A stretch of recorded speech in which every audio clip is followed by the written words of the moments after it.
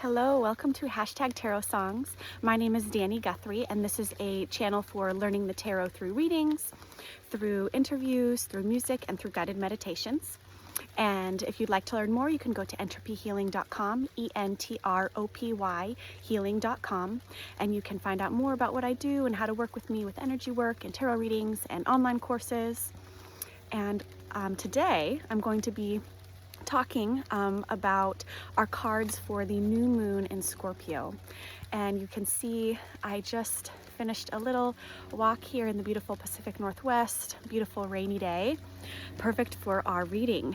So today I asked the cards, number one, what is growing? What is our seed that is growing for Scorpio season? Because new moons are new beginnings. So first card at the top, what are we growing? And underneath that, if you're doing the spread for yourself, you're going to ask, what is it going to feel like for this new moon? And then next to that, third card, you're going to ask, what steps are we going to activate? Okay, how are we going to activate and move through those feelings? And then at the very bottom, beneath us, we have what is beneath us, what is the undercurrent flowing through us. And then at the very top of your spread, you're going to pull a card for your guiding light. So today, just a little bit, about Scorpio. So we're about to move into Sagittarius season on Friday. The sun moves into Sagittarius. So it's this interesting time. We kind of are completing this cycle of the Scorpio season. And as we are moving through the end of this cycle, I've talked about it kind of feels like we're moving through the birth canal. And as we are completing cycles at the end of this hermit year, it's like things that we are ready to release or that we've kind of been holding for a long time but didn't realize are even holding us back are kind of washing up and through us. The feeling of this new moon, it was the image of almost like a flood, so because Scorpio is water, and it's more like that deep open water that's out in the middle of the ocean. There's not really a beach there. It's kind of, there's a sense of mystery, and in its beauty, it's getting really to the deep truth of things. And there's an honesty there, and there can be in shadow some of our secrets, some of the mysterious things, those parts of us that we maybe don't really want to share or to integrate, or the parts that we don't like, but they are inevitably going to shape our behavior and how we feel about ourselves and our relationships. So those things are kind of at the bottom of the ocean. And so this feeling, that's what's happening. And it's kind of like water that's rising and rising, before it floods. It's like it kind of pulls up, and everything that's down at the bottom is going to float up with it.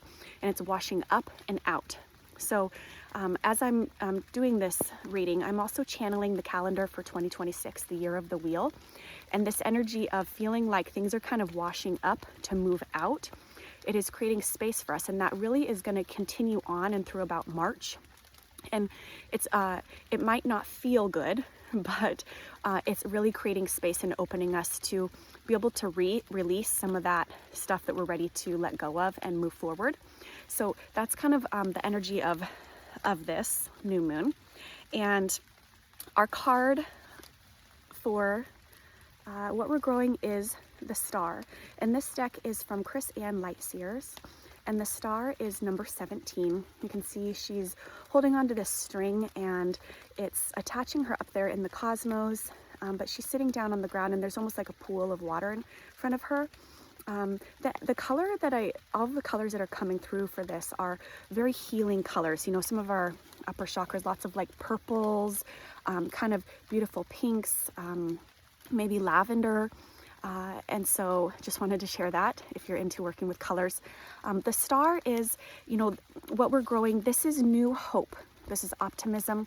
This is healing. When you move through a cycle and, there's a flood, it kind of washes everything away, and you're kind of starting anew. And there is this sense of hope, but, it's almost like the feeling of when you have a really good cry and you're just like,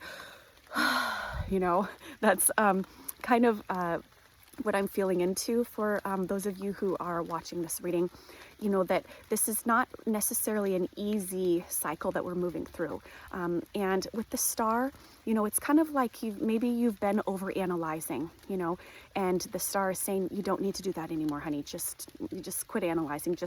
It's like the straw that broke the camel's back, and we're just like, okay, I give in. You know, what's next?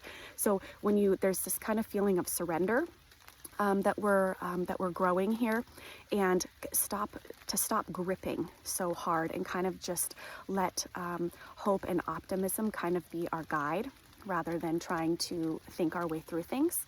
And you know, I think of this, to me it feels like a pearl. You know, the star really connects us to so much generational healing, you guys. If you are, a lot of the cycles that we're breaking here are ways of being that maybe we didn't even realize that have been had such an impact on how we move through the world, that we just kind of picked up along the way of growing up. And you know, it's not to blame, you know, your parents or your community or your family, that the impact, you know, that they had on you, because they were also just receiving and carrying on what they were given. So there is this healing of things kind of showing up in, you know, it's kind of sneaky ways. It's not super obvious. And so if you find yourself kind of like, where is this? A sudden burst of anger, a sudden burst of resentment. You know, you kind of have maybe these triggers or these things that suddenly you feel like crying, you know, you don't know why. There's like these big bursts. And how it's going to feel with that is Temperance. So we have the Star and the Temperance, and these are both major arcana cards. These are cycles and phases, like moving through the weather. You know, you're not going to change, and your free will isn't going to necessarily change these seasons. You're in it, okay? You can't be in summer when you're out here. You know, you can't be in your bathing suit. It's like you are adapting and shifting to this cycle. So what Temperance is teaching us, it's number 14, and it's 1 + 4 is 5. You know, there's this holding the moon and the sun, right? And you kind of have this feeling of the angel behind you. It really is a feeling of being supported, as is the star. So if you're feeling kind of lonely, overly independent, there is this feeling of being held, that the other side is wanting you to know, and your helpers, that when you are feeling that way, just know you are exactly where you're supposed to be. You didn't do anything wrong, okay? And Temperance is, this card of moderation, and I've talked about this in one of my other readings, if you look back, really working with Temperance. But it is kind of as these big waves kind of wash up, or, you know, flood through, we might have places that we are healing is where our identity has been kind of shaped by our emotions. So let's say something happens. I'm going to share this because I think that a lot of you can relate. So let's say you come from generations and people who their sense of self-worth was really the things that they do, like their productivity, the things that they achieve, you know, and kind of keep sacrificing for others, you know, especially these are some mother wounds. So a lot of, you know, that female role, if you come from people who, like, they were just always making sure that everybody was feeling good, you know, especially around the holidays. I feel this too with, you know, kind of that people pleasing, like, if I don't do all these things to support people, how are people going to see me? That's who I am, you know, that's my purpose. My purpose is to be this support for everybody else. And, so if you come from that line, and then you're moving through something now in your current life, maybe where you maybe have a lot going on, and you have a big list of things to do, but you're just not able to cross them all off. And so what comes up with this Temperance could be like a wave of shame, because you're not worthy of receiving love, or you're just a POS, you know, you can't, it's overwhelming, you can't handle it all, you know. And so it's like your sense of yourself is really low self-worth. And so that healing, that star is coming in, and Temperance, and saying you're just having this wave wash through, and recognizing that attachment that you've created to your identity because of these emotions is really kind of from this other programming, or this other thought process, you know. And I've talked also in my readings about, you know, kind of like the Grand Canyon, or you look at canyons, and when it rains, you know, that's where those deep carvings come in, and the deep canyons are created because it's really dry, and then when it does rain, it just floods right through.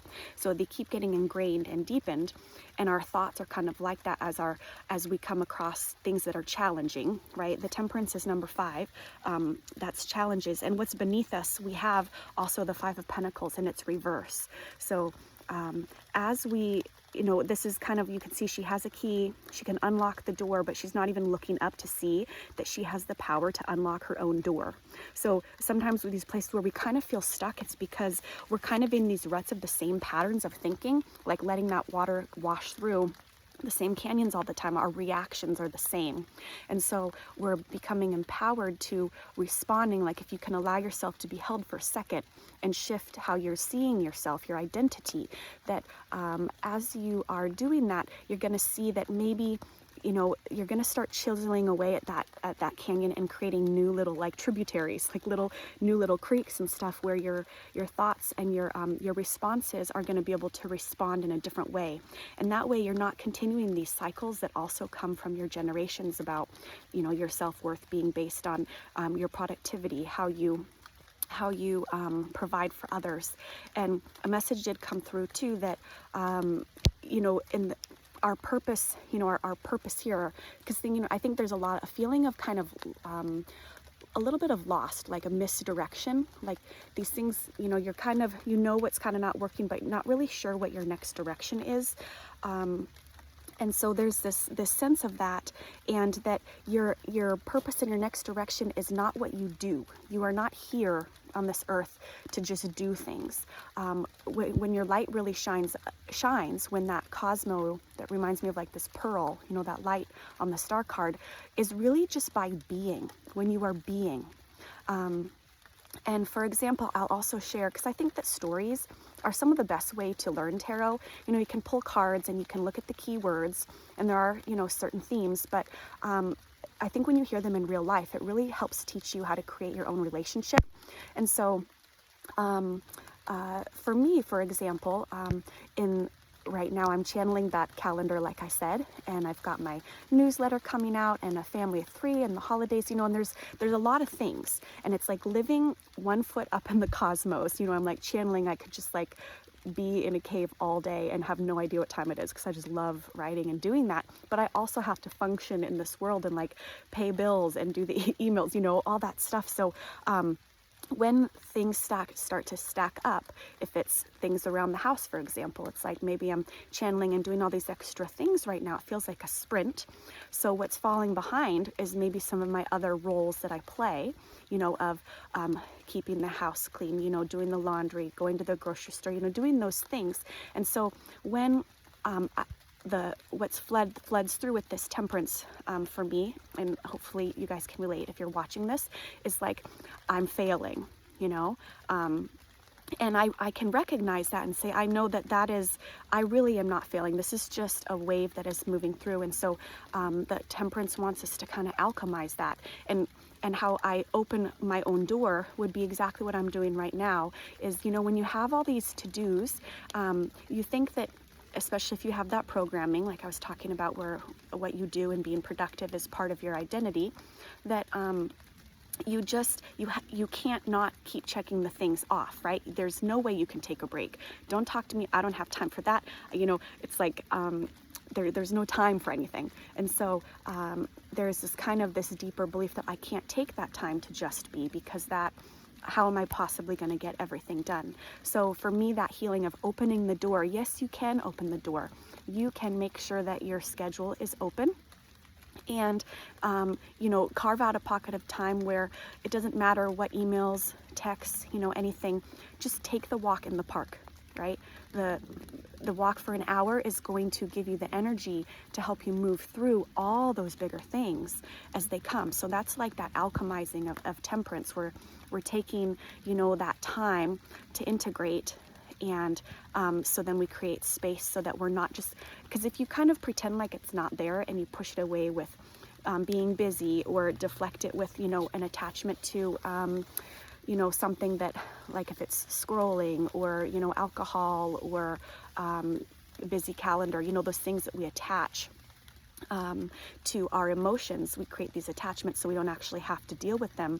It keeps just building up. That water, you know, another thing that came through it, I was like, what is this rock, paper, scissors? So this is what it's for. Rock, paper, scissors, if I know who hasn't played that game. Rock, paper, scissors, you know, rock covers scissors, right?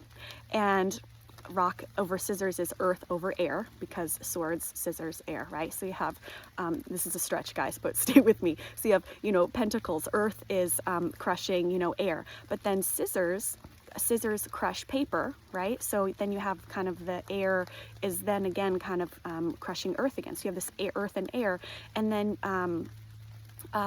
the paper covers rock. So it's kind of this like cycle of things kind of covering each other. And I was thinking, well, so what about fire and water?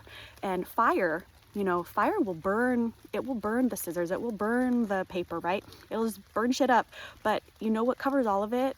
Water, right? Water will submerge the rock. Water will move the rock. It will dissolve the paper. It will wash away the scissors. So in Temperance, I think there is this awareness that your emotions they will trump, not to use that word, but they do, they trump, you know, so just be aware of that's some of the healing that we're having, and that they are really like guideposts for teaching you more about yourself and to not judge them. You know, Temperance doesn't want you to judge yourself or your emotions. It's kind of like you allow them to move through, and the feeling I had for you in your body is for a lot of us, you know, there might be some like on your shoulders, because it's like carrying the weight, right? You're releasing the weight of these kind of things that really are not even your beliefs, but you don't realize as they're washing up with the Scorpio season, it's our shadow works. It's our those parts that are washing off of us. So you might feel pain in your shoulders. I also felt like under, like right here, under your diaphragm, you know, behind your ribs, that like that, you're kind of being squeezed. Like there is that, if you're feeling that, and then also in our hips, especially like our lower back, like a little tightness, you know, these areas. So to be aware, because when you move with Temperance, and I talked about this in that other recording, I recommend watching it, but you know, it's like you're kind of opening and creating a channel above your head and washing and opening up through your feet. And as you're breathing in, just take a few deep breaths, and you kind of let that emotion. So let's say it's a memory, because here's our next steps, guys. The next steps that we have is 6 of Cups. And the 6 of Cups, you know, there is this journey, there's this nostalgia. It connects us to our emotions, and it connects us to water, right? Our relationships. And so there is healing in our relationships too. I really see this, especially with family. If you have whatever your relationship with your family, I'm just feeling that for you. So there is some of that, but with that 6 of Cups, with this nostalgia. So maybe you have something that comes up that like somebody says a word that triggers you, you know, to be angry. And so you feel this anger, and you're like wanting to lash out at that person, or, you know, it's impacting your ability to even kind of move through the rest of the day because you're just pissed off. So you just allow, with Temperance, you feel that, allow yourself to be angry and see, where is it going? Is it going in your shoulders? Is it going down here? Like you were sucker punched, you know, maybe your hips, it's like you can't move, like you're kind of stuck, you know. And so you're just allowing this to flow and feel that anger. Where is it wanting to sit in your body? And moving it with your breath, observing it, not pushing it. Maybe you need to sit for like 2 minutes, you know, however many minutes, but you let it release out through your feet. And then you hold on to something in your heart, you know, that makes you smile, that makes you laugh, that brings joy, that brings that pearl, that light to the cosmos, you know, your divine light. And you are able to smile that, and as you smile and breathe, let that light encompass you, so that as you're moving through the world, those things that maybe would kind of make you make the flood rise really quickly, or the fire or whatever, it's not going to impact you quite as much next time. That's the healing. It's like you can't get away from that stuff happening, but next time your responses are going to be easier if you maintain your own autonomy. You know, that Five of Pentacles, this is a lot about that. It's stepping into our power. So all fives with Temperance too. This is a card of, it's related to the Hierophant, and fives are, they all lead us to empowerment, but it's because we're struggling, we have obstacles, we have things that get in the way, but that is our power, you know. And so because of, you know, that power, you're able to grow that strength even more. So it's not easy, it's a challenge, and it's not going to go away. And so there's that. And then lastly, with that Six of Cups too, I invite you to, what came up for this was with that card of nostalgia. You know, there's this little boy and the puppy, and then he's all grown up, and the dog's getting older, and you have all these cups. So if you find yourself kind of being triggered and having trouble like with the healing of old stories, there's something about old stories too, like the stories that you kind of have in your head around someone or an event or something, or this is how they always go, you know, this is how they always do. There is this looking at it in a different way, because, and it's not for that person, it's for you, because there is this opening and softening of the heart with cups, because when you can with that healing with the Star, it's like you're releasing some of the attachments to just kind of healing those places that normally would get to you, that when you're holding on to them and resentment or guilt or blame, you actually are keeping that in your own field, and then you continue to attract it, because if it hasn't been integrated, it's like this place that wants attention, but you're not giving it to it, and it's going to keep demanding attention through bringing those circumstances in your life even more circumstances to blame others, more circumstances to get angry by some word that triggers you, you know. So you're actually holding on to it, and it's kind of self-sabotage, really. And so with the Six of Cups, back to that, sorry, my brain kind of goes like this when I'm working with this these readings. And so with that Six of Cups, the most helpful thing I think of with this card is, it is connecting our emotions to our stories, like how we remember things. So let's say you know, the idea of like looking at something with rose-colored glasses. You know, you can look at something the same way, but maybe how can you put a different spin on it? And, you know, I love to write. So this idea of if you were to rewrite an event or a story, and let's say there's a villain in it, you know, because most people need a villain. That's a lot of us. If people, yeah, that's a lot of healing there for your lineages. If people had trouble saying that they were sorry and acknowledging their role in it, that, you know, then they kind of blame or deflect or become a victim, right?